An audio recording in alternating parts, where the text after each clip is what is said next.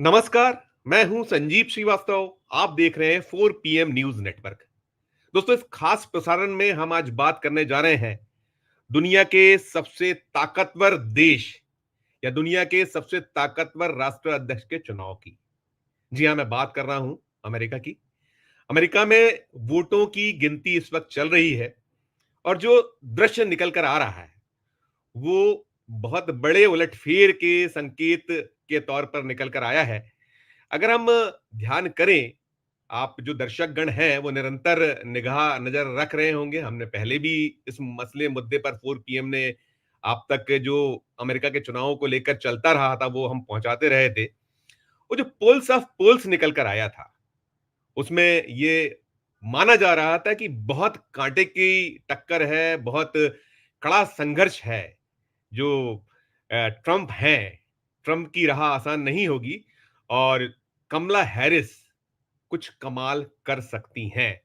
क्योंकि poles of poles तो ये कह रहे थे कि 263 जो नंबर है वहां तक पहुंच रहे हैं ट्रंप, डोनाल्ड ट्रंप, और कमला हैरिस 250 पर है। लेकिन कुल मिलाकर जो संघर्ष है वो कमला हैरिस के पक्ष में ज्यादा बनता नजर आ रहा था या बताया गया था। लेकिन जो पोल्स ऑफ पोल्स हैं वो कहीं जिस तरीके से भारत में हम देखते आए हैं कि जो चुनावी सर्वे होते हैं या जो एक सर्वेक्षण के साथ साथ जो एक अलग अलग एजेंसीज किया करती हैं, हमने देखा था अभी जब लोकसभा चुनाव 2024 थे तो कैसे वो जो एग्जिट पोल थे या जो एक सर्वेक्षण थे वो धरे के धरे रह गए थे। कुछ ऐसा ही नजारा अभी फिलहाल में बना हुआ है अमेरिका में। जो इस समय मतों की गणना चल रही है दुनिया के सबसे ताकतवर राष्ट्र अध्यक्ष के चुनाव को लेकर, और जो दृश्य निकलकर अब तक आया है वो दृश्य ये बतला रहा है कि डोनाल्ड ट्रंप इतिहास रचने जा रहे हैं।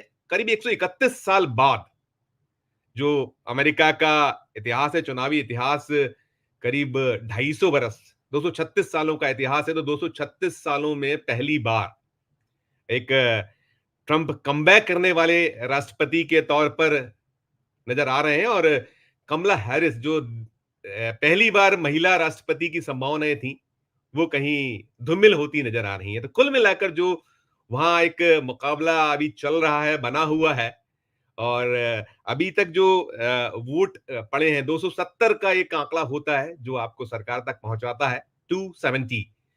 तो अब तक की जो मतगणना है और जो मिले हैं, चाहे वो डोनाल्ड ट्रंप हो या फिर कमला हैरिस हो, उनके नंबर्स हैं 247 नंबर है डोनाल्ड ट्रंप के पास और कमला हैरिस 210 पर आकर रुकी हुई है। और कमला हैरिस को अभी हार्वर्ड यूनिवर्सिटी में आकर कुछ भाषण देना था और बड़े उत्साह था। जब मतगणना शुरू हुई थी तो उनके जो समर्थक हैं बेहद बेहद रोमांचित थे, जश्न मना रहे थे। लेकिन अब उनकी सूचना ये निकल कर आई कमला हैरिस वहां नहीं आ रही, तो मायूसी है।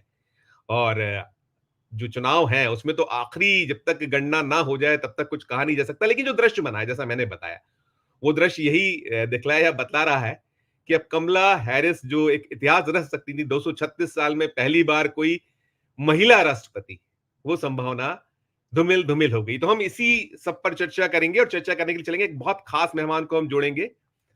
खास मेहमान श्री राजेश बादल साहब हमसे जुड़ गए हैं। राजेश बादल साहब सीनियर जर्नलिस्ट हैं, आप लोग निरंतर देखते हैं। राजेश भाई, आपका बहुत बहुत स्वागत। और नियमित लिखते हैं आप अंतर्राष्ट्रीय मसलों मुद्दों पर और बहुत दीर्घ, बहुत लंबा एक आपका अनुभव है।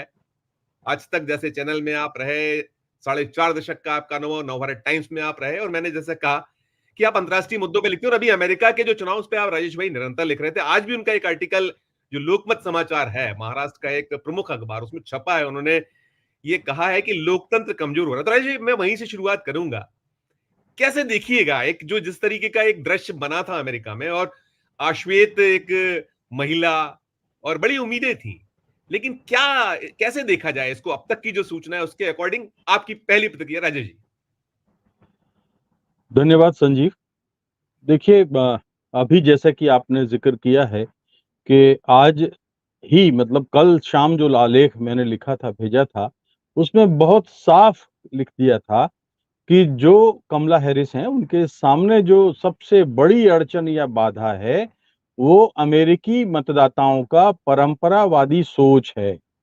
और परंपरावादी सोच ये कहता है कि आप अभी जो बात कर रहे थे ना, 1789 में यह अमेरिका का संविधान लागू हुआ और उसके 133 साल बाद 133 इयर्स आफ्टर 1789 1789 के बाद के 133 साल के बाद महिलाओं को वोट देने का हक वहां के सिस्टम ने, वहां के तंत्र ने, वहां के समाज ने, वहां के देश ने औरतों को दिया था। तो और 133 साल का जो मामला है वो यूं ही नहीं मिल गया था। महिलाओं को इतना संघर्ष करना पड़ा था, आंदोलन करने पड़े थे, तमाम तरीके से अपनी आवाज उनको अनेक मंचों से उठानी पड़ी थी, तब कहीं जाकर ये कामयाबी मिली थी।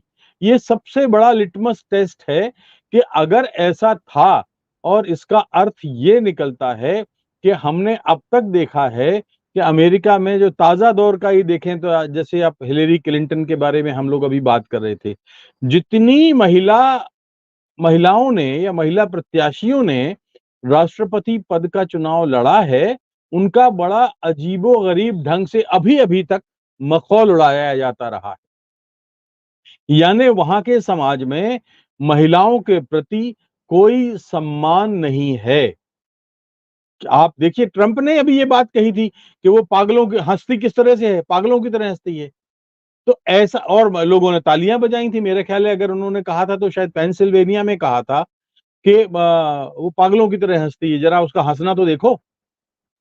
तो यानी महिलाओं के प्रति एक सम्मानजनक नजरिया खुद उसके मन में नहीं है जो अब अगले 4 वर्षों के लिए अमेरिका का संभवतः नया राष्ट्रपति हो जाएगा। तो ये पहली चीज बात हुई कि मुझे तो कम से कम कोई अ, आशा नहीं थी कि कमला हैरिस वहां जीतने वाली हैं।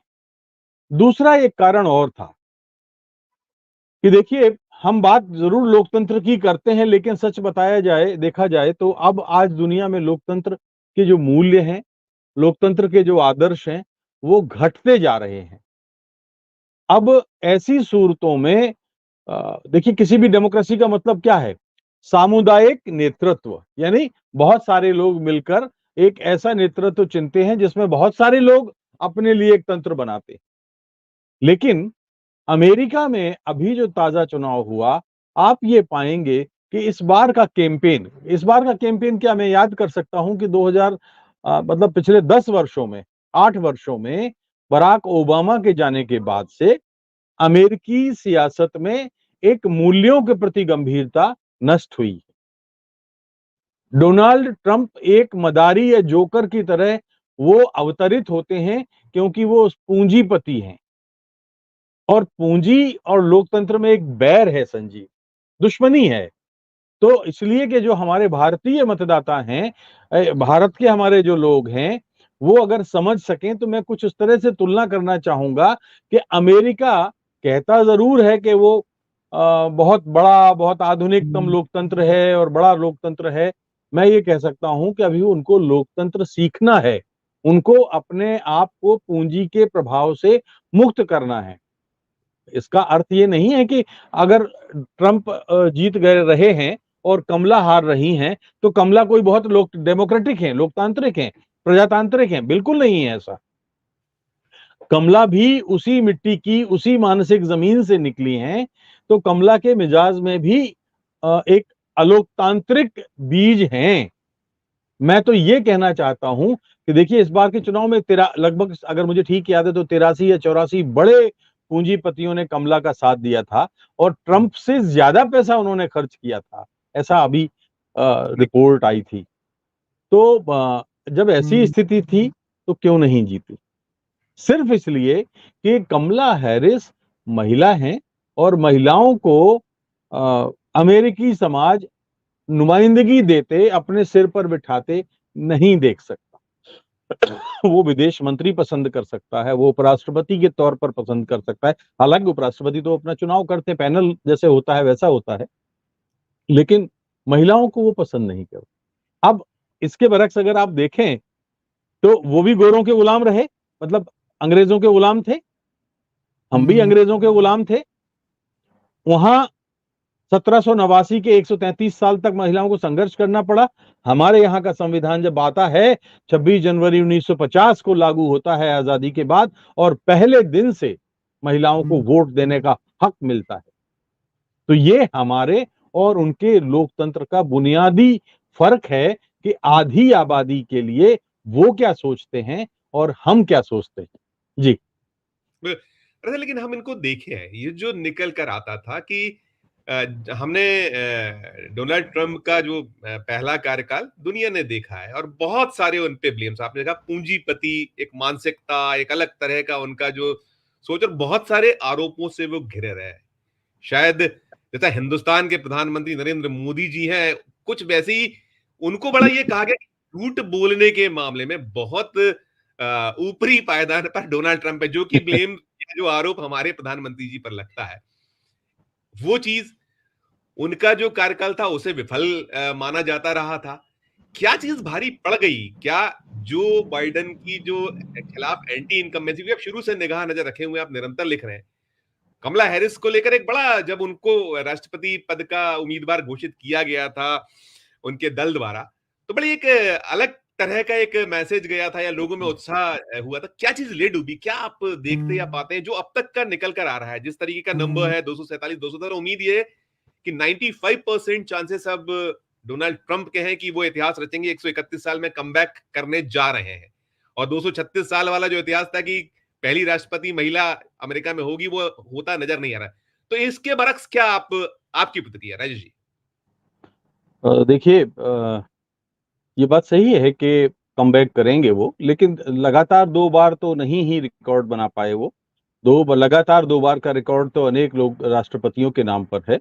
लेकिन इस बार जो गैप हुआ, उसमें जो ये कमबैक कर रहे हैं, मैं आपको बहुत स्पष्ट कह रहा हूँ कि उस दिन भी मैंने चैनलों में कहा था, आप रिकॉर्डिंग उठा के देख सकते हैं, जिस दिन जो बिडेन का नाम हटा करके और कमला हैरिस का नाम लिया गया था, और तब लोगों ने बड़ा राहत की सांस ली थी कि जो बिडेन जितने उम्र के कारण, क्योंकि उम्र के आधार पर डोनाल्ड ट्रंप उनको टारगेट कर रहे थे, और भी कुछ कारण थे उनके, तो जिनके आधार पर जो बिडेन को वो निशाना बना रहे थे, और डेमोक्रेट्स ये समझ रहे थे कि शायद अब वो जो है रिपब्लिकन्स का सपोर्ट मिलने से डोनाल्ड ट्रंप की जो तेजी है या धार है या जो उनका आक्रामकता है, उसको कंट्रोल नहीं कर पाएंगे। लेकिन मैंने उस दिन ये कहा था कि ये एक गलत फैसला है, क्योंकि अमेरिकी समाज महिला को चुन ही नहीं सकता राष्ट्रपति। अगेन वही बात आके रह जाती है कि जो बिडेन अगर होते, तो जैसे भी होते, मैं ये मानता हूं कि संभव है जो बिडेन और डोनाल्ड ट्रंप के बीच में इतनी कांटे की टक्कर होती कि तब ये वास्तव में जो हम आज कमला के बारे में कह रहे हैं, तब उस समय देखने को मिलता। हालांकि कमला को भी देखिए, जो आशाएं थी वहां उससे कम समर्थन मिला है। डोनाल्ड ट्रंप के बारे में जो आशा थी, उससे भी उनको कम समर्थन मिला है। तो ये एक बात है कि लेकिन मैं आपको ये कहूंगा कि डोनाल्ड ट्रंप ने बीते दिनों में, जब आप बात करते हैं डेमोक्रेसी की, तो उसमें बहुत सारी चीजें होती हैं। लोकतंत्र में, प्रजातंत्र में, जनतंत्र में जन का हित सबसे ऊपर होता है, प्रजा का हित सबसे ऊपर होता है, लोक का हित सबसे ऊपर होता है, तंत्र उसकी मदद करता है, और जनता का हित सच्चाई और ईमानदारी से होता है। आपने जो झूठ की बात कही, आपको याद है वॉशिंगटन पोस्ट ने एक सर्वे किया था कि डोनाल्ड ट्रंप ने अपने समूचे पिछले कार्यकाल की बात कर रहा हूं मैं, 30,500 समथिंग कुछ, 530 या 533 ऐसा कुछ था, इतने झूठ बोले हैं यस। पद पर रहते हुए, राष्ट्रपति पद पर रहते हुए। हम भारत की बात करते हैं और भारत के श्रीमान की हम तुलना करते हैं कि यहाँ पे भी संविधान की कस्में खाई जाती हैं और यहाँ पे भी उसी तरह से दबंगई के साथ झूठ बोला जाता है। यानी हम क्या अर्थ लगाएं कि मतदाताओं को किसी पागल कुत्ते ने काट लिया है कि उनको ये झूठ पसंद आते हैं।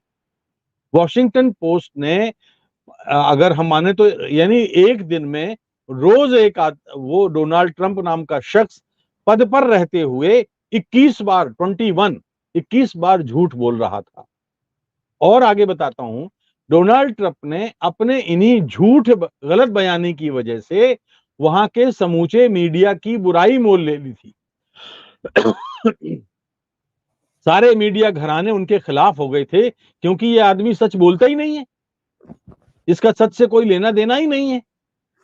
तो आपको याद मैं बताऊं, एक अखबार ने एक परिशिष्ट निकाला और जिसमें फुल साइज के अखबार में कई पन्ने तक डोनाल्ड ट्रंप के झूठ तारीखवार लिखे हुए थे कि इस तारीख को ये झूठ, इस तारीख को ये झूठ, इस तारीख को ये झूठ बोला, और डोनाल्ड ट्रंप उसका खंडन नहीं कर पाए थे।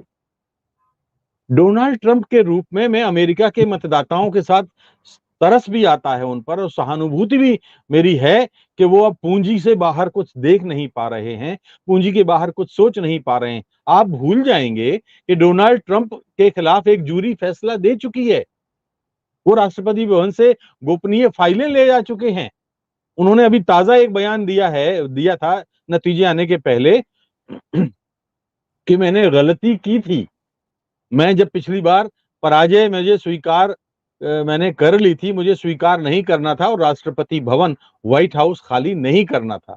इसका क्या अर्थ है? इसका मतलब आपके भीतर एक ऐसा सामंत, आपके भीतर एक ऐसा राजा बैठा हुआ है जो कभी हार नहीं मानता। वो ये मानता है कि सत्ता उसी की है। अरे आप हारने के बाद भी अगर व्हाइट हाउस नहीं छोड़ना चाहते थे तो मतलब क्या है आपका कहने का? आप दो दो बार अपने ऊपर गोली चलवाते हैं। बिल्कुल, मैं यही सवाल मतलब करने वाला साफ था, यही साफ पूछने वाला हूँ। जी। ये जग जाहिर है कि सारी चीजें उन्होंने वो प्रपंच रचे जो वहां की सोसाइटी में, पूंजीवादी सोसाइटी में एक तरह से उनके प्रति समर्थन और सहानुभूति जुटा सके। ऐसा कोई नहीं करता संजीव जी। हम भारत वाले तो बहुत अच्छे हैं उनसे, हालांकि हम भी अपने यहाँ के झूठ के बोलबाले से, करप्शन के बोलबाले से और तमाम तरह के मसल पावर और बाहुबलियों के हस्तक्षेप के कारण हम लोग भी परेशान हैं। लेकिन हमारे यहाँ, माफ कीजिए, अभी भी कुछ नैतिक आधार बचे हुए हैं। मल्लिकार्जुन खड़गे का कल परसों का बयान आप अगर पढ़ेंगे तो ये पता लग जाएगा, जिसमें उन्होंने नरेंद्र मोदी से कहा है कि आप झूठ पर नहीं, मुद्दों पर बात कीजिए। तो कम से कम कुछ लोग तो हैं, लेकिन वहां अमेरिका में तो मैं पाता हूं कि वहां इस तरह का कोई नैतिक आधार रखने वाले लोग ही नहीं है। सिर्फ एक चेहरा है जिसकी चली नहीं, उसका नाम है बराक ओबामा, क्योंकि वो अश्वेत है। और चूंकि उससे पहले बराक ओबामा जब आए थे तो उससे पहले का कार्यकाल इतना खराब था कि लोग परिवर्तन चाहते थे, इसलिए बराक ओबामा आए थे। अन्यथा अश्वेतों के हाल कोई बहुत अच्छे नहीं है वहां। अश्वेतों को मेरा ख्याल अगर ठीक याद है तो 80 साल के बाद वहां वोट का हक मिला था, और हर महीने अमेरिका के पुलिस वाले 3 अश्वेतों को सार्वजनिक रूप से मार डालते हैं। ये रिकॉर्ड है, मैं नहीं बोल रहा हूं, ये तो तथ्य है वहां के। तो जिस देश में इस तरह का माहौल हो और वहां का जो राष्ट्रपति, होने वाला राष्ट्रपति है, वो झूठ का सहारा ले, वो बाहुबल का सहारा ले, वो ऊट पटांग बोलने का सहारा ले, मदारी की तरह हरकतें करे, आप कल्पना कर सकते हैं कि आने वाले 4 साल अमेरिका के कैसे बीतने वाले हैं। आपको याद है कोविड के टाइम पर इन्होंने क्या क्या बयान नहीं किया था? तो ये जो चीजें हैं, मैं इसको देखकर अमेरिका में लोकतंत्र को के भावी स्वरूप को लेकर मैं परेशान हूं, चिंतित हूं। और इसलिए भी कि जो मुल्क अपने आप को दुनिया का चौधरी कहता है, वो अब कैसे चौधराहट अपनी बरकरार रखेगा? अरे कितने मतदाता हैं उनके? 19 करोड़ मतदाता हैं भाई संजीव अमेरिका के, और हमारे यहाँ कितने मतदाता हैं? 97, 97 करोड़। तो दुनिया का चौधरी बनने का नैतिक और संवैधानिक हक किसका है? भारत का है। लेकिन अफसोस की बात यह है कि भारत में भी वही सामंती बीज पनप रहे हैं, जिसकी वजह से हम अपनी चौधराहट का हम क्लेम ही नहीं कर रहे हैं। 19 और यानी करीब करीब 80 करोड़ मतदाता हमारे यहाँ ज्यादा हैं। हमारे यहाँ अगर देखें आप तो मतदाताओं और अमेरिका का क्षेत्रफल के आधार पर एक 3 भारत उसमें समा जाएंगे। लेकिन अगर आप टोटल अमेरिका की पॉपुलेशन देखेंगे तो 5 अमेरिका हमारे भारत में आते हैं।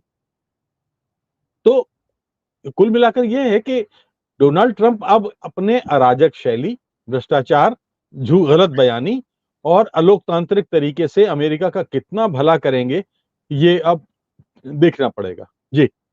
बिल्कुल, बिल्कुल, आप ठीक कह रहे हैं। मैंने जो एक चीज़ और सवाल था कि इसमें क्या, जैसे आपने कहा कि वो गोली चालन और जो बिडेन का जो एंटी इनकम्बेंसी, ये एक सहानुभूति वाली बात हुई, गोली चालन वाली बात हुई, जो 2 बार हमले या तथाकथित सो कॉल्ड जो होता है चुनावों में, और दूसरा ये कहीं लेकर डूबता नज़र आया रश्मि?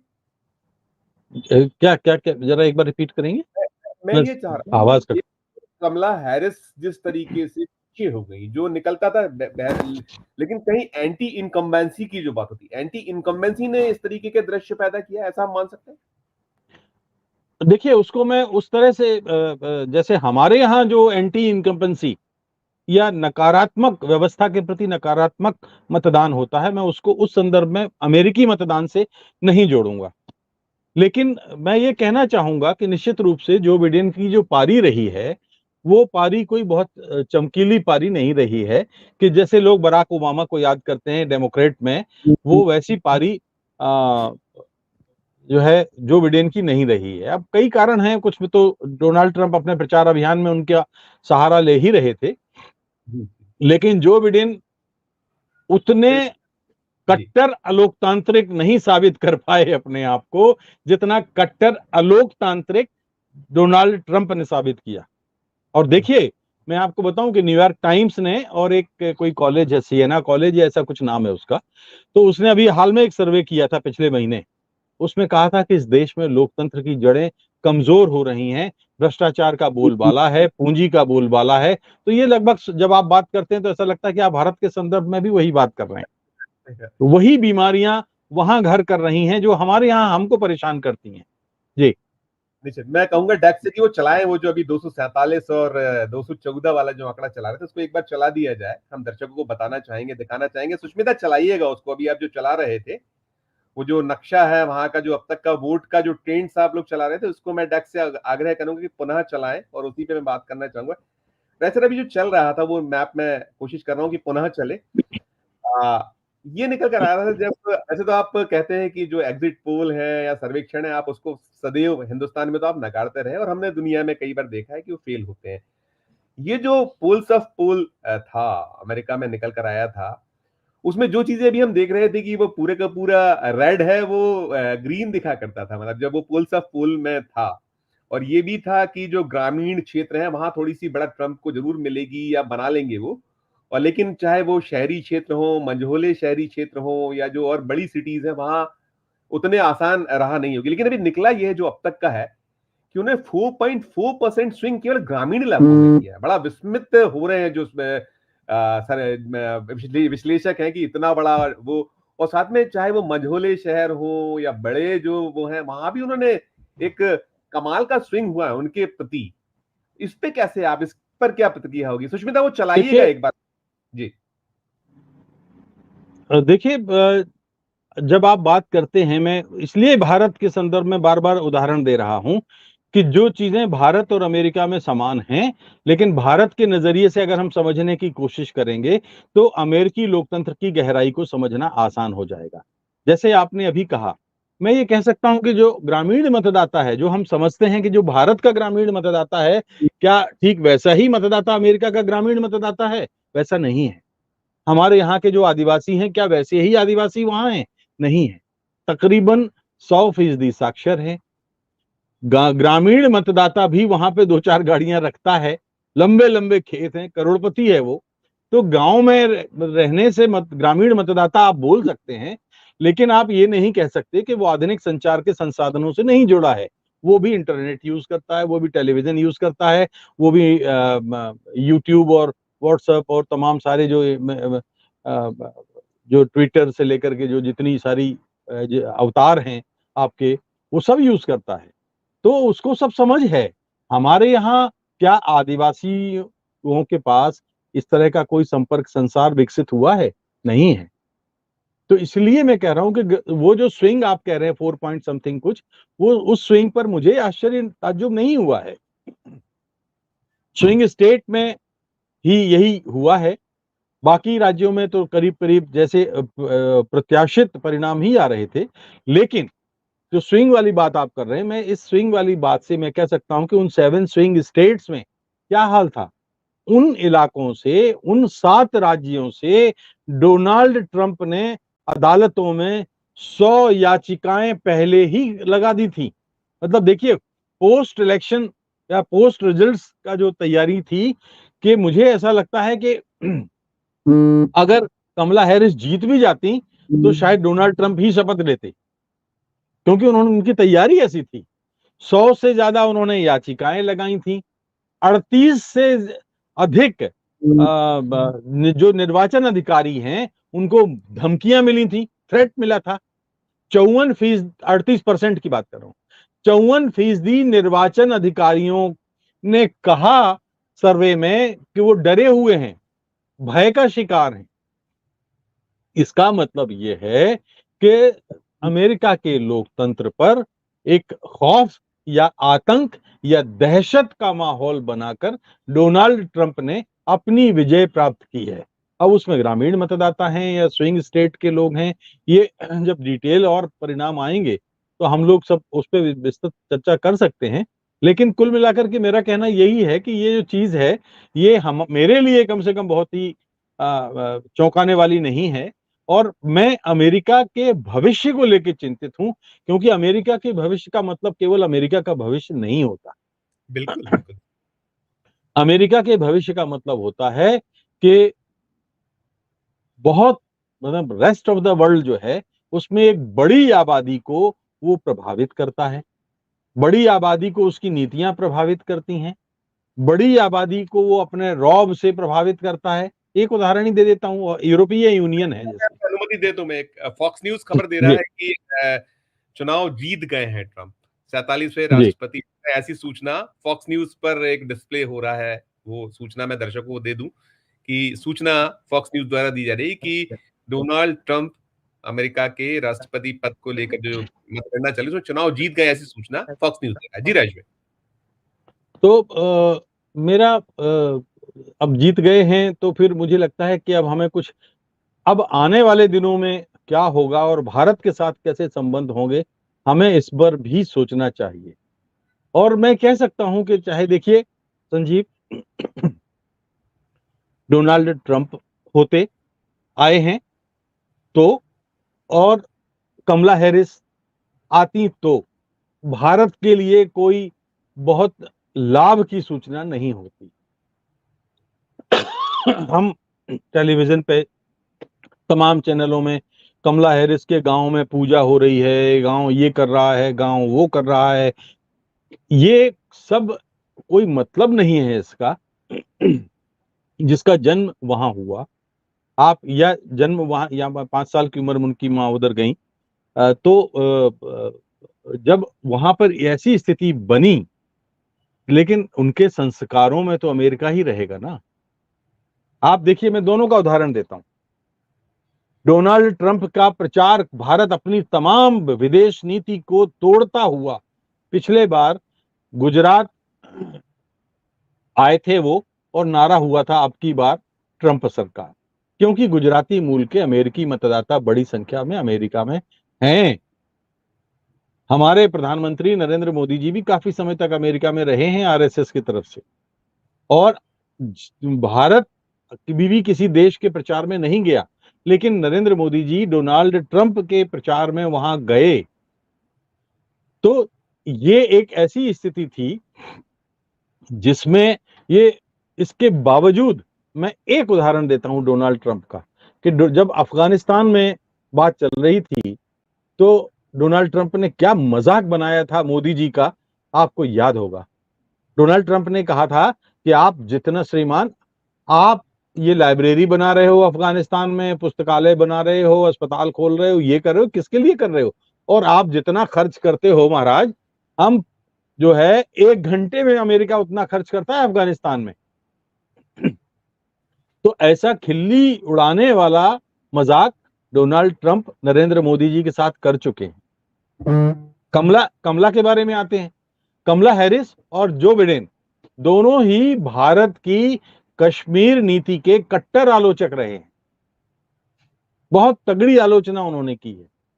तो हम अगर ये सोचें कि वो अपनी जो मूल वैचारिक आधार से भटक करके और भारत के प्रति बड़ा लाड़ प्यार दिखाने लग जाएंगे, भारत का हित सोचने लग जाएंगे, हिंदू वोटरों को रुझाने का तो काम उन्होंने प्रचार में खूब कर लिया, कमला ने भी कर लिया और डोनाल्ड ट्रंप ने भी कर लिया।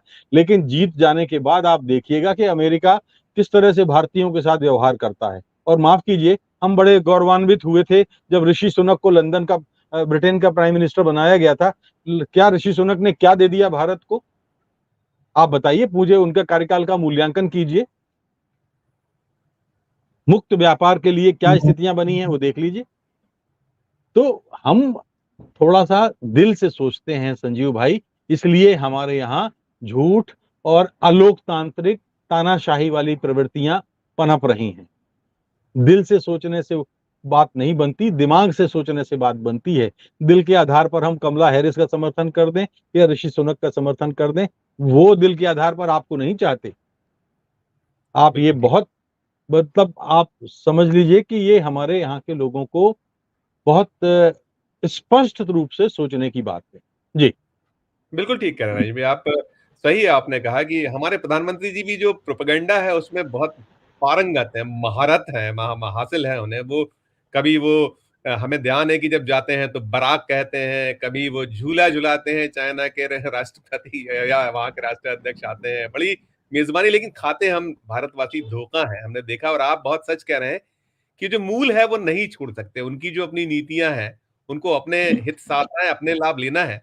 और हम जो है दुनिया में जिस तरीके के आज हम बिल्कुल बेशक बेशक भारत ने एक बहुत बड़ा मुकाम बनाया है। और वो निरंतर वो जो आप कह रहे हैं कि हम 90 करोड़ प्लस वोटर और वहां केवल वो 19 करोड़, बहुत बड़ा हमारा लोकतंत्र है, बढ़ रहे हैं। और दिन होगा कि जब हम चौधराट या चौधरी बनेंगे, लेकिन उसके लिए सचमुच कुछ करके दिखाना होगा, लफबाजी से काम नहीं चलेगा। राज भाई, आपने एक बहुत अच्छी सार्थक चर्चा, ये एक अच्छा विषय था जिस पर आपने हमें बहुत कम एक संचित नोटिस पे हमें वक्त दिया और एक शानदार जो उसका पूरा का पूरा विश्लेषण हमारे दर्शकों को समझ सका। बहुत बहुत धन्यवाद, बहुत बहुत आभार राजेश सर, बहुत शुक्रिया।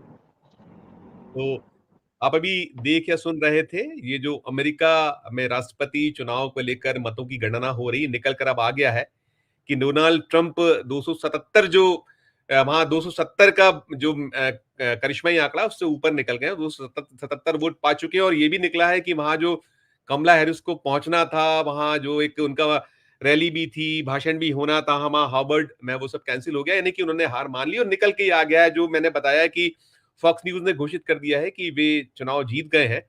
तो कुल मिलाकर ये एक जो दृश्य था वहां के चुनाव को लेकर, जो मतगणना थी, उसके हमने हालात प्रस्तुत किए अपने इस खास प्रस्तुति में। हमारा अनुरोध यही होगा कि ये जो चर्चा थी वो आपको कैसी लगी, वो जरूर हमारे इस वीडियो कमेंट बॉक्स में जाकर बताइएगा, कमेंट कीजिएगा। और अच्छी लगी हो तो हमारे चैनल को लाइक कीजिए, सब्सक्राइब कीजिए, ज्वाइन का बटन नहीं दबाए तो ज्वाइन का बटन भी जरूर दबाइए। प्यार और स्नेह बनाए रखिए और देखते रहिए 4 PM न्यूज नेटवर्क। धन्यवाद, नमस्कार।